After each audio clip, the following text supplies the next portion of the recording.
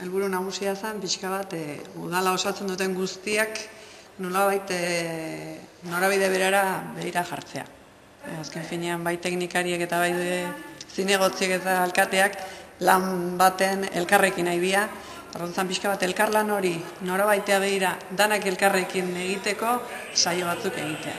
Eta parte hartzeari dagokionez, nahi genuen pixka bat, abia puntuan zertan zeuden ados erabakitzea, tartuik aurrera ja planifikatzen hastea. Gelditzen dian legegintzaldiko 3 urteetan, nora iritsi nahi duten eta nola.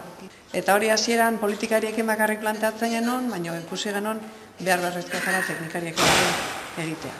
Alderdi politiko ezberdinetako jendea dago, eta oso interesgarria da alderdi politiko ezberdinetako jendeak ere, parte hartzeari buruz zer ulertzen duten eta pixka bat kontzeptuak adostea, eta legegintzaldirako plangintzan ere, oinarri komun batzuk izatea, gero danok elkarrekin bidea egin ahal izateko.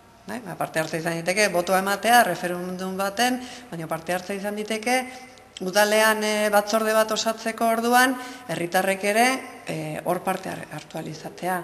Edo batzorde berezi bat sortzen denean, sortze prozesu hortan ere, nahiz eta gero behaiek parte ez izan, nolako osaera izan behar duen ere, behaiek esan ahal izatea. Orduan izan diteke oso gauza puntualetan, oso prozesu luzetan, baina herrigintzan, azken finean, eta herrigintza gauza asko osatzen dute, herrigintzan herritarrek ere zer esan izatea.